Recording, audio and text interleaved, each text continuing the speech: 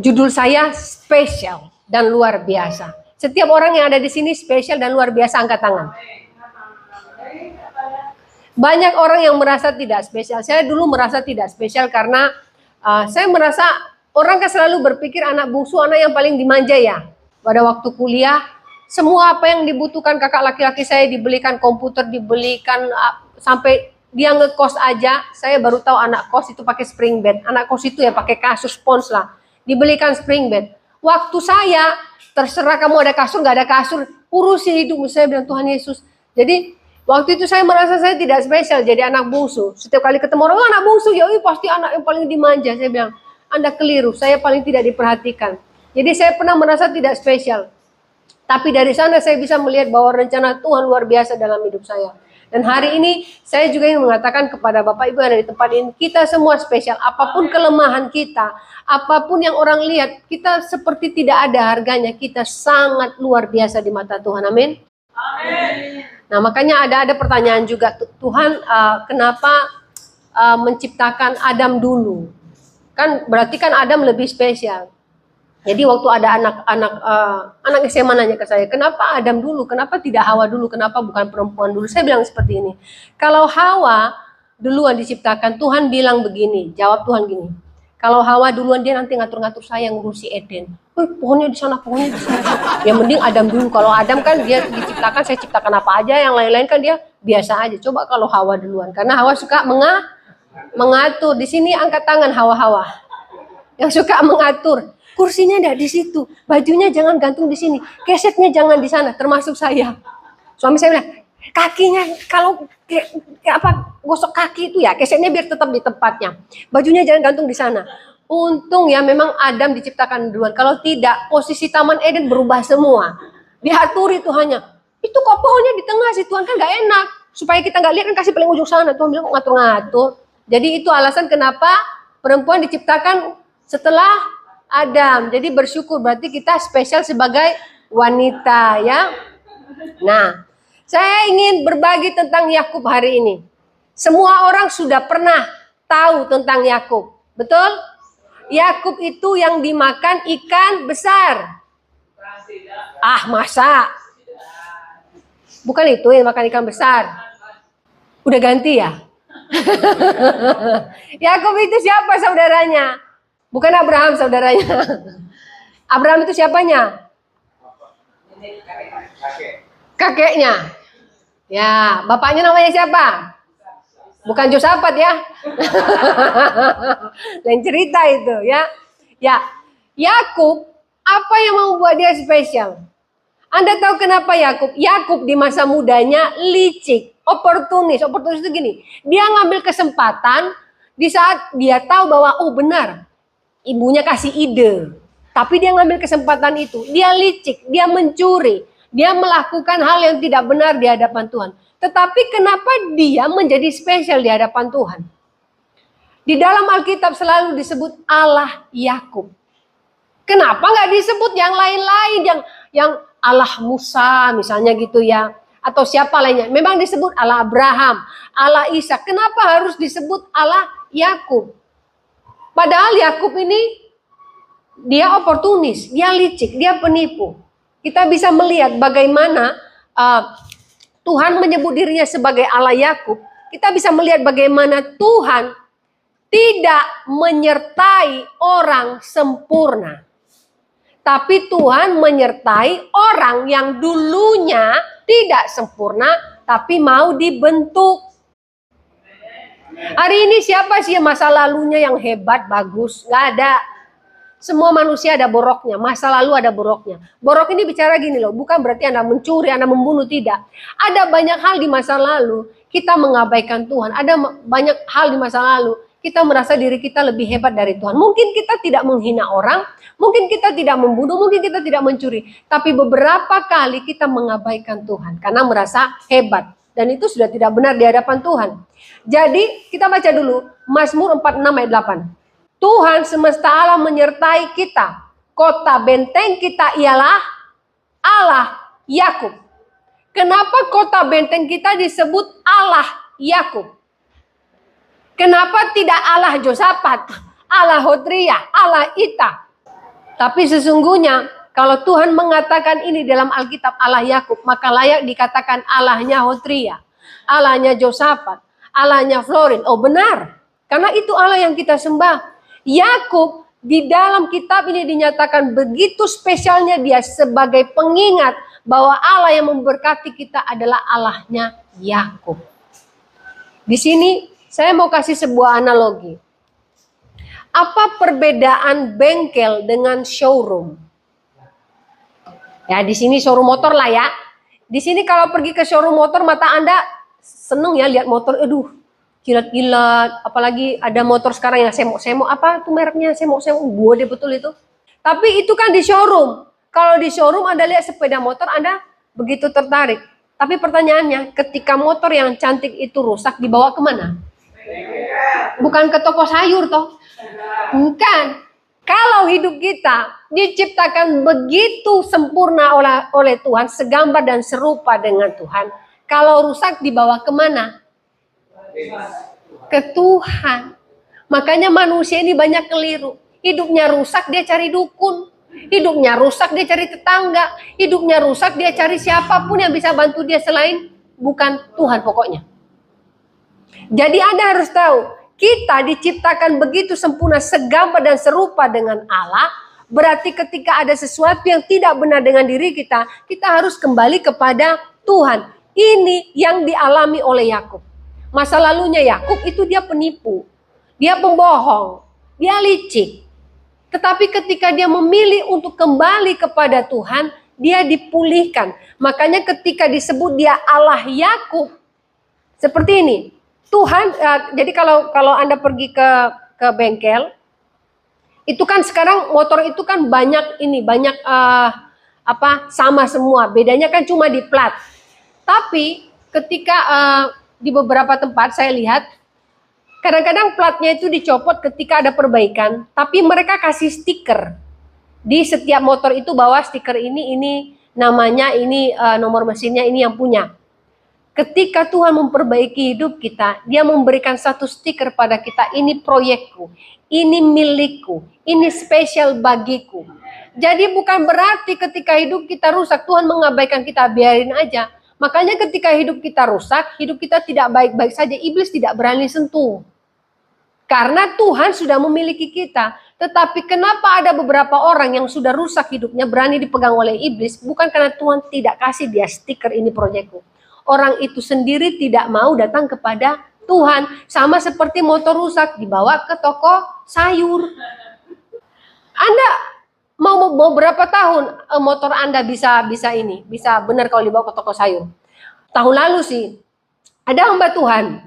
Dia bilang, "Bu, HP ku rusak." Oke. Terus sudah diperbaiki, sudah. Kasih ke siapa? Dia sebut nama ibu itu, Ibu A. Saya bilang, dia kerja perbaiki HP. Enggak, Bu. Dia jualan casing HP. Sebentar. Dia jualan casing HP. Ya, tapi dia bisanya apa? Dia bisa buat mie, Bu. Waduh. Sebentar. HP rusak. Dikasih ke Ibu A. Ibu A jualan casing HP. Jualan. Tapi keahliannya memasak mie. Sampai hari ini itu HP sudah 1 tahun lebih tidak selesai. Kenapa? Dia tidak bisa perbaiki HP. Saya bilang, Bu, ini Bu Pendeta nih, Bu. Ibu tidak mikir tak? Dia itu kan bukan tukang perbaiki HP. Jual casing HP. Jual casing tok. Keahliannya apa? Masak mie. Lapa mie digorengkan di HP. Berarti salah tempat. Hari ini kalau hidup kita tidak baik-baik saja, jangan salah tempat loh ya. Cari Tuhan. Ketika hari ini kita berdosa, bersujud di bawah kaki Tuhan, minta ampun. Ketika kemarin kita mengabaikan Tuhan, sujud di bawah kaki Tuhan, minta ampun. Tidak ada yang sempurna, saya pun demikian. Ketika saya merasa, aduh hari ini kok saya tidak benar ya. Saya datang di bawah kaki Tuhan, bukan datang ke tetangga saya, menurutmu saya baik? Tidak. Tidak perlu. Kita tidak perlu pengakuan orang kita baik, tapi kita perlu pengakuan Tuhan bahwa kita baik. Banyak orang mencari pengakuan orang lain bahwa dia baik, tidak perlu. Apakah Yakub mencari pembenaran ke orang lain? Aku kan benar, kan soalnya kakakku itu kan nggak benar. Jadi ya layak dong aku yang dapat hak kesulungan. Nggak ada tuh Yakub bilang begitu. Dia tidak mencari pembenaran, tetapi dia mau dibentuk oleh Tuhan. Ini kelebihannya Yakub. Hari ini kalau aku punya kelebihan seperti itu, kita pun harus berpikir bahwa kita spesial. Karena Tuhan tidak melihat masa lalu kita, Tuhan tidak melihat apa yang sudah kita lakukan, tapi kita mau dibentuk, kita tidak salah bengkel. Ketika kita merasa bahwa aduh Tuhan tidak memperhatikan kita, kemudian kita menyalahkan Tuhan. Kemudian ketika hidup kita akhirnya tidak benar, kita salahkan Tuhan lagi. Padahal itu salah-salah kita sendiri. Anda tahu cerita suami istri yang berantem? Hanya gara-gara hal yang sebenarnya tidak penting mereka berantem. Si suami akhirnya tidak mau ngomong sama istri, istri juga tidak mau ngomong sama suami. Tapi besok pagi dia harus bangun jam 4, dia harus berangkat. Karena jadwal kereta apinya jam 5. Tapi dia malas ngomong ke istrinya. Kemudian dia kasih Anda tahu kertas stiker itu? Dia tulis bangunkan saya jam 4 pagi. Tek, dia taruh di atas tempat tidur dekat kepala istrinya. Besok paginya dia bangun jam 9, dia ngamuk, dia bilang kurang ajar istriku nih, udah dibilangin aku mau kerja, nggak bangunin. Setelah dia lihat di kepalanya, bangun, sudah jam 4, pakai stiker juga. Nah kan nggak mau ngomong, dia bilang bangun pakai stiker, bangun kan saya jam 5 pakai stiker. Si istri nggak mau ngomong, bangunin dia juga pakai stiker, weh bangun, udah jam 4. Yang salah siapa? Dua-duanya. Tapi setelah mereka berantem, yang disalahkan siapa? Tuhan. Terus kita kalau mau berantem sama Tuhan begitu nggak mau ngomong, Tuhan bilang nggak, ya udah nggak apa-apa, nggak usah ngomong-ngomongan kita. Saya tanya, kalau kita mau ngambil istilahnya ngambek sama Tuhan tidak mau ngomong, yang rugi siapa? Kau merasa Tuhan yang rugi? Ingat, Anda ke gereja tidak ke gereja, Anda kasih persembahan tidak kasih persembahan, Tuhan tetap Tuhan, tidak berubah. Tuhan tidak akan miskin, Tuhan tidak akan kaya hanya dengan persembahan Anda atau hanya dengan kedatangan Anda di gereja. Jadi kalau Anda ngambek, Anda yang salah, Anda yang rugi. Yakub tahu bahwa kalau dia ngambek sama Tuhan, ketika dia mendapat hak kesulungan, kenapa harus lari, kenapa harus diburu oleh kakaknya? Harusnya disalahkan Tuhan dong. Kemudian dapat mertua, aduh mertua ini juga, ya ampun sudah suruh-suruh, kalau bisa kita dapat untung sedikit, ngamuk dong. Tuhan kok kasih saya mertua seperti ini? Tuhan lagi yang salah. Tapi Yakub tidak melakukannya. Dari sini kita belajar bahwa kalau menjadi orang yang spesial, orang yang luar biasa adalah orang yang mau dibentuk. Jadi nggak usah bilang Tuhan, tapi kan aku dulu begini. Nggak ada tapi. Di dalam Tuhan tidak ada tapi. Ketika Tuhan bilang mau dibentuk, jawab ya. Selesai. Itu yang Tuhan mau. Maka ketika Tuhan bekerja dengan sempurna. Yang kedua, kehebatan dari Yakub ini adalah dia memperoleh kemenangan karena dia pasrah. Dia berserah kepada Tuhan. Ini yang disebut dengan Peniel. Ya, bergumul di Peniel ya. Yakub waktu gulat dengan Tuhan, siapa yang menang? Saya tanya, mosok Yakub lebih hebat dari Tuhan? Bergumul nih, gulat nih. Yakub dengan Tuhan bergumul, siapa yang menang?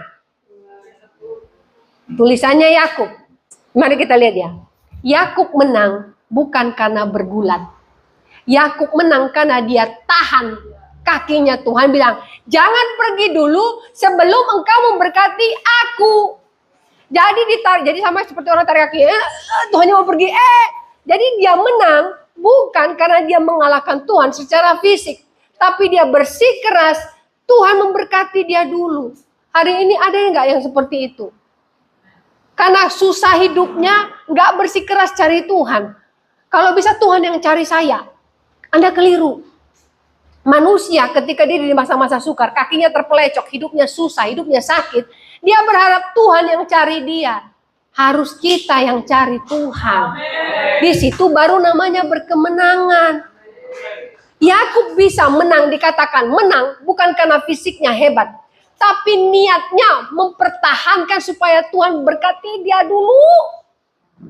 Hari ini kita susah kok minta berkat Tuhan juga susah. Kenapa? Allah udah doa sekian lama gak dijawab. Kita berpikir begitu. Kalau Yakub berpikir seperti itu, Allah gulat. Berkati dulu dong, ajak berantem. Kan bisa aja komplain. Manusia kan komplain. Udah gitu kalau pahanya dipukul pangkal pahanya. Berantem kok gak ini sih. Wah, pukul paha ya gak ini. Komplain kayak anak kecil. Ya kenapa harusnya kan harus adil begini, komplain. Yakub tidak ada komplain. Dia menahan, istilahnya saya menggambarkan dia menahan kaki Allah. Jangan pergi dulu sebelum memberkati aku. Berarti ketika Allah pergi harusnya Allah yang menang. Ada yang ngelawan kunyuk begini juga sebentar aja cepet mati gitu loh. Tapi karena Allah hanya ingin melihat reaksinya Yakub, apa yang Yakub harapkan ketika bertemu dengan Tuhan, Tuhan melihat Yakub mau bersikeras untuk diberkati oleh Tuhan. Hari ini kalau Anda bersikeras di hadapan Tuhan, Anda bersungguh-sungguh, istilahnya Anda punya niat yang besar di hadapan Tuhan. Saya percaya apapun yang Anda doakan dijawab oleh Tuhan. Gini loh, Tuhan itu tidak pernah bilang, kamu keluarga mana? Oh, dulu keluargamu agama apa? Tuhan, ingat, Tuhan tidak pernah menciptakan agama ya. Yang menciptakan agama itu manusia. Tuhan ada, tidak ada agama. Agama diciptakan oleh manusia, makanya ada blok agama ini, agama ini, agama ini. Tapi Tuhan hanya satu. Tuhan yang menciptakan langit dan bumi. Tuhan yang memberkati manusia. Tuhan Allah Yakub, Allah Abraham, Allah Ishak, cuma satu. Jadi kalau ada yang klaim sekarang ini, Allah itu, ya nggak tahu Allah yang mana lagi. Allah cuma satu. Hanya ada satu Allah yang menciptakan langit dan bumi. Kecuali ada bumi lainnya, saya tidak tahu di mana. Hanya ada satu. Jadi kalau dikatakan Yakub bergulat dengan Allah, berarti Yakub bergulat dengan masalah hidupnya yang diluaskan Allah terjadi. Kalau hari ini Anda punya masalah, Anda pikir Tuhan benci sama Anda. Keliru. Kenapa Tuhan mau bergulat dengan Yakub? Karena Tuhan dekat dengan Yakub. Hari ini Anda punya masalah karena Tuhan dekat dengan Anda. Kalau Tuhan tidak dekat dengan Anda, dia tidak bergulat dengan Anda. Makanya ketika hari ini Anda ada dalam masalah, bergulat dalam masalah, pegang kaki Tuhan, katakan, berkati aku sebelum engkau pergi. Jadi jangan pernah berpikir Tuhan meninggalkan kita. Tuhan tidak pernah meninggalkan kita sebelum memberkati kita. Dia tetap ada, ngiter aja di sana. Pertanyaannya, setelah bergulat itu, kemudian Tuhan memberkati Yakub, Tuhan meninggalkan Yakub tidak? Tidak. Tuhan cuma pergi aja secara fisik tidak terlihat oleh Yakub. Tapi berkat-berkat Allah terus ada, penyertaan Allah terus nyata dalam kehidupannya Yakub. Jadi di sini kita bisa melihat ya. Kita baca dulu Kejadian 32 ayat 26. Kejadian 32 ayat 26. Lalu kata Yakub, aku tidak akan membiarkan engkau pergi jika engkau tidak memberkati aku. Lalu kata orang itu, namamu tidak akan lagi disebut Yakub, tetapi Israel, sebab kamu telah bergumul melawan Allah dan manusia, dan engkau menang. Jadi menang yang dimaksud di sini bukan fisik, tapi dia memenangkan hati Allah. Kita harus bisa memenangkan hati Allah. Saya nggak tahu harga mutiara, tapi mutiara itu macam-macam. Ada mutiara yang warnanya pink, ada yang putih, yang mahal itu mutiara hitam. Nah, saya kemarin itu mencari tahu kenapa mutiara bisa terbentuk di dalam kerang itu. Jadi bagian dalam kerang itu namanya nace, itu lembut sekali. Di sini ada yang suka makan kerang. Oh, suka ya. Saya dulu waktu pas tiap kali pulang liburan, mama saya karena tempat itu kan dari pantai, jadi sering diajak cari kerang. Di sana dulu kalau beli kerang satu ember loh kerang, itu 5.000. Kalau yang besar-besar, kalau yang kecil mama bilangnya kita cari sendiri, namanya rimis. Nah, itu lembut dalamnya. Ternyata waktu saya lihat pembentukan mutiara, jadi waktu kerang ini terbuka, pasir itu kan lewat menggores bagian nace, bagian tubuhnya ya, yang lembut itu bagian tubuhnya mutiara, tapi nyantol. Terus lewat lagi pasir, gores lagi, nyantol lagi. Jadi berapa kali gores sampai pasir nyantol membentuk mutiara. Pertanyaan saya, ketika pasir ini menggores nace, menggores bagian dalamnya kerang, sakit tidak? Sakit. Kerang itu hidup loh. Itu bagian dalam tubuhnya yang sangat lembut, artinya sangat sensitif. Berapa kali pasir ini menggores, nyantol, gores, nyantol, sampai gede. Akhirnya ketika dia menutup diri, terbentuklah mutiara. Pertanyaannya, itu mutiara dari mana? Pasir yang menyakiti dia tadi. Ini kehidupannya Yakub. Ini kehidupan kita hari ini. Berapa banyak hal menyakiti Anda hari ini? Berapa banyak hal Anda kecewa dengan hidup Anda hari ini? Berapa banyak Anda mengalami hal yang pahit dalam hidup Anda? Tapi di sana kita bisa melihat proses itu sakit, tapi menghasilkan mutiara yang berharga. Dan Anda tahu kenapa mutiara hitam lebih mahal? Karena pasirnya itu lebih tajam. Saya tidak tahu, saya hanya lihat di internet. Kenapa lebih mahal? Apa hebatnya? Dan proses robekan nacenya itu lebih banyak sehingga membentuk jadi hitam. Jadi lebih lama rasa sakitnya. Nah hari ini sakit sedikit komplain sama Tuhan. Sakit sedikit, masalah sedikit, merasa bahwa aduh saya tidak punya kapasitas, Tuhan tidak memberikan saya talenta dan segala macam. Mutiara ini Tuhan membentuk begitu sakitnya apa yang dialami oleh kerang. Yakub dibentuk dengan sakit. Ketika dia memulai menipu kakaknya, dia melarikan diri. Waktu dia melarikan diri, berapa tahun dia mau dapat istri, namanya siapa? Dia mau siapa istrinya? Nama istrinya siapa? Itu yang dia kan tidak suka Lea. Dia suka siapa? Rahel atau Ribka? Nah, Rahel. Dia suka Rahel. Cakep kan Rahel? Kemudian dia bilang, Om, itu kan omnya dia Laban. Saya suka loh sama ini om. Oh ya, kerja dulu ya. Berapa tahun? 7. Yaudah, kerja dulu 7 tahun modal. Nanti om kasih modal, kamu boleh nikahin Lea. Kerja 7 tahun. Nikahin Rahel. Dikasih Lea. Firman Tuhan katakan Lea itu matanya tidak berseri. Sebenarnya banyak yang menerjemahkan. Ada yang bilang matanya juling. Ada yang bilang matanya kero, ada yang macam-macam. Apapun itu, mungkin matanya mata ngantuk. Kan ada yang begitu. Ibu kurang tidur, mata saya memang begini ya. mungkin Yakub bilang, ih, mukanya udah kayak kasur, matanya mata ngantuk. Oh, nggak suka ah. Dia sukanya Rahel. Tapi ketika pas lucunya, zaman dulu menikah dia nggak tahu istrinya mana, mungkin ditutup mukanya ya pakai tudung saji, kita nggak tahu. Setelah malam, loh kok ini? Nah kok ini tapi kok sudah menikah aja? Terus saya bilang, Om, kok dapatnya yang ini Om? Harus kakaknya dulu. Kerja lagi 7 tahun, nanti dapat adeknya. Waduh, ternyata dia 7 tahun lagi, 14 tahun. Nah setelah 14 tahun, kenapa akhirnya si Yakub membuat strategi, membuat dari kayu, dibuat belang-belang supaya dapat ternak yang belang-belang dia punya. Karena mertuanya kasih pembagian gak enak. Tidak mungkin Yakub melakukan itu kalau mertuanya bilang, oke, 50-50 ya. Gak mungkin, itu bagi dia adil. Pasti mertuanya ini tidak adil.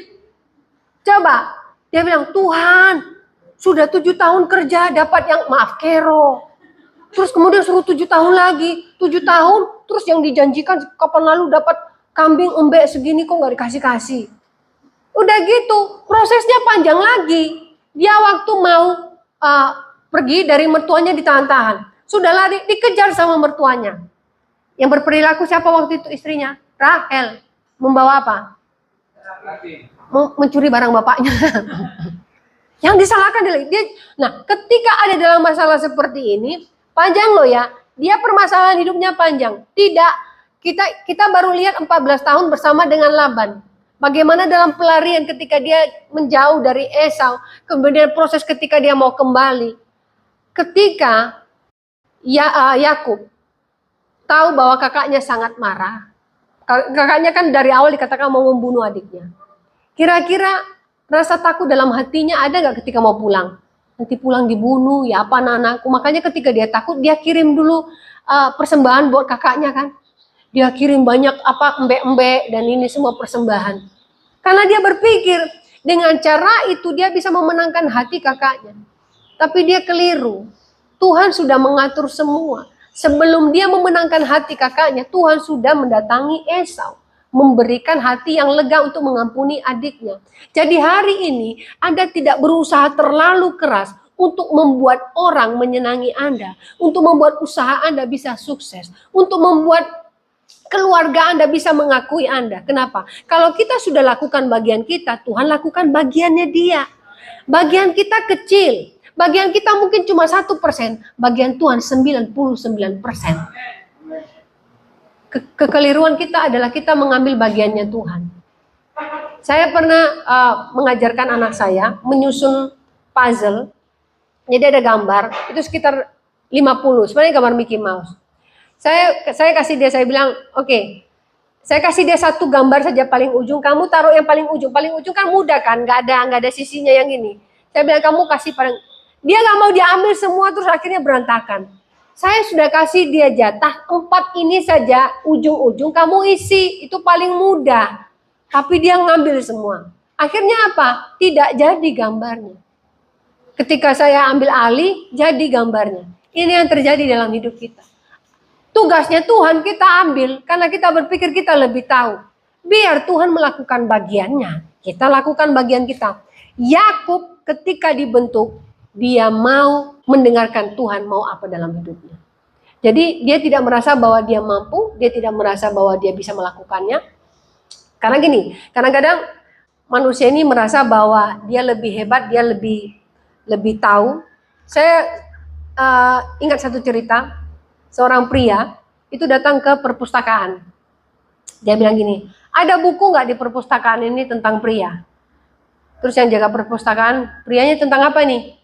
Buku yang judulnya Pria adalah Penguasa Tunggal, apapun yang dia ucapkan dan putuskan adalah benar. Yang jaga perpustakaan mukanya begini. Ada. Oh, ada. Di mana? Di bagian buku dongeng mungkin ada, cari di belakang sana. Karena dia merasa bahwa itu benar adanya, ya di buku dongeng ada. Gak ada yang begitu. Jadi kalau ada manusia bilang gini, ada nggak buku yang menuliskan bahwa manusia bisa membuat keputusan yang benar dalam hidupnya meskipun tidak bertanya kepada Tuhan? Ada. Di buku saintis, buku-buku orang yang berpikir bahwa mereka bisa menciptakan manusia. Padahal waktu ciptakan manusia, Tuhan bilang, kamu bisa ciptakan manusia? Bisa, saya bisa seperti Tuhan. Ciptakan. Dia ciptakan. Dia bilang, hehe, itu tanahku. Cari tanahmu sendiri. Dia mau buat manusia dari tanah. Katanya bisa sendiri, jangan ambil tanahku, itu tanahku. Terus dia mau buat lagi. Dia buat dari tepung. Tepung dari mana? Ayo, dari singkong. Singkong punya aku, kata Tuhan. Ayo buat sendiri. Dia ambil dari plastik. Mau buat robot kan? Sebentar, plastik itu dari mana? Hasilnya dari mana dulu? Semua prosesnya kan dari alam. Gak ada yang manusia bisa. Jadi jangan so hebat sama Tuhan. Jadi kalau hari ini kita belajar dari Yakub, bahwa Yakub tidak merasa lebih hebat dari Tuhan, dia mau dibentuk, dia diberkati oleh Tuhan. Yang ketiga, apa yang membuat Yakub spesial? Yakub menemukan yang namanya tanda kutip pintu sorga. Waktu dia tidur di Betel, bantalnya apa? Batu. Saya tanya, angkat tangan yang bisa tidur pakai bantal batu. Gak kasih kain lo ya, angkat tangan. Kalau ada yang tidur bantalnya batu, besok tengeng. Kenapa Pak? Gak apa-apa. Ini model baru ini. Tengeng. Kita aja pakai bantal keras ya. Besok itu rasanya lehernya bagaimana? Bayangin loh, tidur pakai batu. Sebenarnya bukan Alkitab itu tidak pernah iseng menceritakan kenapa harus diceritakan Yakub tidur pakai batu sih bantalnya. Harusnya kan itu nggak penting. Itu penting supaya kita tahu kenapa itu penting. Jadi Yakub hidupnya ini seperti batu, keras, diproses dengan keras. Dia melarikan diri dari kakaknya, diproses dengan keras. Kemudian ada masa-masa dia merasa sendirian, dia merasa terbuang, dan apalagi ketika mertuanya yang juga omnya berlaku tidak adil kepada dia, dia merasa bahwa aku nih mau minta tolong sama siapa lagi. Hidupnya keras. Tetapi dari proses ini, dia bermimpi. Dia bermimpi apa mimpinya dalam Alkitab? Ada tangga. Tangga itu yang dari sorga. Jadi gini, Tuhan hadir di masa-masa sulit dalam hidup kita. Mungkin Anda yang pernah belajar. Saya tanya, siang hari ada bintang tidak? Ada. Ada. Bintang tidak pernah mati, tidak pernah pindah tempat, tetap di sana. Tapi siang hari, kenapa bintang tidak bisa kelihatan? Karena sinar matahari lebih terang. Jadi dia boleh terlihat cantik ketika malam. Makanya orang suka lihat bintang malam hari. Apalagi kalau ada bintang jatuh, ada yang berdoa katanya nanti dijawab apa doanya. Soalnya bintang itu mungkin bintang yang bisa menjawab doa, nggak tahu. Tapi bisa dilihat cantik di malam hari. Jadi hidup kita akan lebih cantik kalau malam hari. Kalau hidup kita mengalami masa-masa sukar. Kalau hidup kita mengalami kesusahan. Kenapa? Anda bisa menyaksikan Tuhan baik. Anda bisa bersaksi Tuhan hebat. Anda bisa punya cerita luar biasa bagaimana Tuhan bekerja dalam hidup Anda. Jadi kalau hidup Anda siang hari terang terus, nggak ada masalah, akan sulit bagi kita mengenali kebaikan Tuhan, mujizat Tuhan, keajaiban Tuhan. Jadi hari ini kalau Anda yang dalam masalah, saya katakan Anda bisa melihat kebaikan Tuhan ketika Anda melalui masalah ini. Amen. Saya bisa melihat Tuhan baik ketika saya keguguran berkali-kali. Saya bisa melihat Tuhan baik ketika Tuhan lempar saya sini, sana, sini, sana, sini. Saya merasa dulu saya ini kayak orang nggak laku sih. Di sana nggak ini, di sana di sini, di sana di situ. Tetapi ternyata Tuhan membawa saya ke dalam rencana Tuhan yang besar.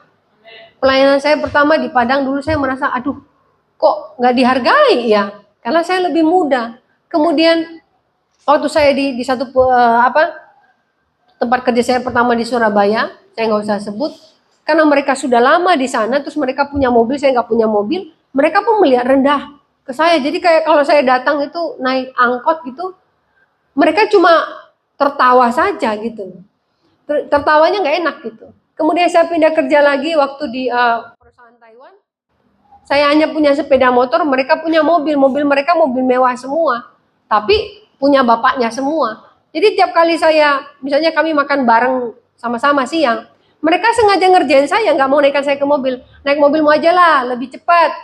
Mereka semua naik mobil, ya udah saya naik sepeda motor. Padahal itu hujan, mereka ngerjain saya dibully. Tapi pada saat itu saya merasa, bagi saya lebih bahagia membeli motor sendiri daripada pakai mobil bapaknya.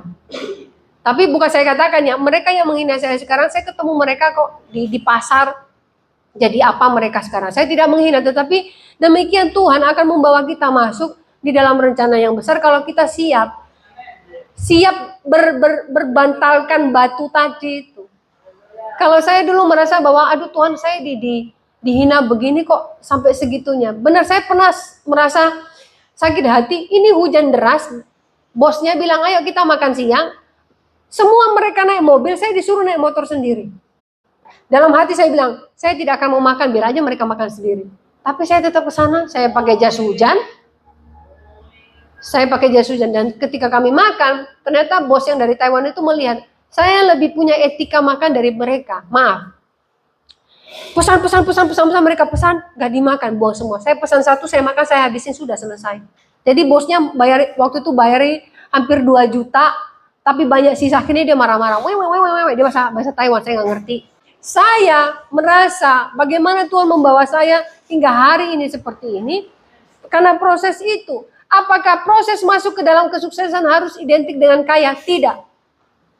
Proses ketika kita sukses adalah proses ketika kita bisa dekat dengan Tuhan dan merasa semua cukup. Kita bisa bersyukur. Itu kaya.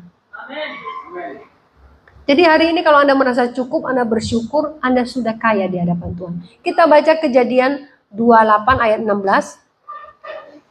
Kejadian 28 ayat 16. Ketika Yakub bangun dari tidurnya, berkatalah ia, sesungguhnya Tuhan ada di tempat ini dan aku tidak mengetahuinya.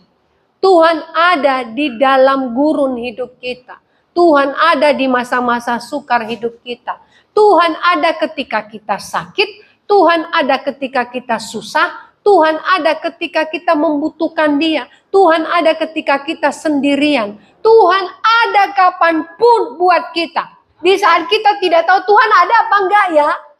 Jadi ketika Anda sendirian di kamar menangis, berdoa, aduh Tuhan di mana? Tuhan bilang, weh sini. Tuhan tidak pernah jauh dari kita. Jadi kita bisa melihat bagaimana Tuhan itu tidak pernah meninggalkan kita. Jadi hari ini kita bisa belajar dari Yakub ya. 3 poin ini saja cukup buat kita. Jadi hari ini kalau misalnya Tuhan datang melalui malaikatnya ke dalam hidup kita sebagaimana dia mendatangi Yakub. Tuhan mau bergulat dengan kita. Hadapi saja masalah yang kita ada di hadapan kita saat ini karena Tuhan pasti akan memberkati kita. Jadi saya ada cerita pasangan suami istri, mereka sudah 60 tahun, pernikahannya sudah 37 tahun lah. Tuhan mengirim malaikatnya untuk menemui pasangan suami istri ini. Kemudian malaikat ini bilang seperti ini. Kalian sudah menikah sekitar 37 tahun. Dan selama pernikahan, kalian begitu taat, setia, rajin berdoa.